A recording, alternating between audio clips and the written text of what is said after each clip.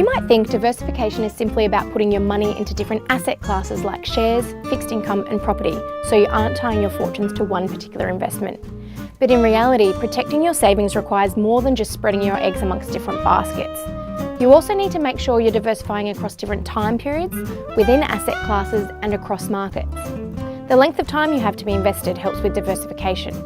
Over the last 20 years, there have been a number of events that have had an effect on investments worldwide. The more time you have to be invested means the more time you have to be exposed to different market conditions, both the good and the bad. If you sell when the market falls, you won't be invested to regain any losses when it picks up again. Time allows you the opportunity to weather dips in the market, and history shows over time asset prices do rebound. If you want to invest in shares, it shouldn't just be Australian shares. You need to cast your net further abroad to make sure you aren't tying the fortunes of your shares to just those that are locally based. The Australian share market is mostly made up of banks and miners. This means if you want to invest in sectors like technology and healthcare, you will need to invest in global share markets. Investing overseas limits your single market exposure. You need to diversify within each asset class by investing in different sectors.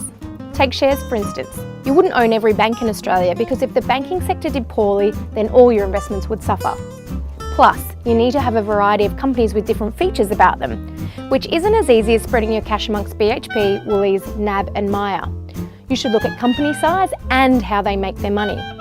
Making sure they differ means you have eggs in different baskets, meaning there's less risk of all your investments cracking at once. So, make sure you invest as soon as you can, invest offshore to spread your single market exposure, whether that be for shares, fixed income or property, and make sure you diversify within each asset class.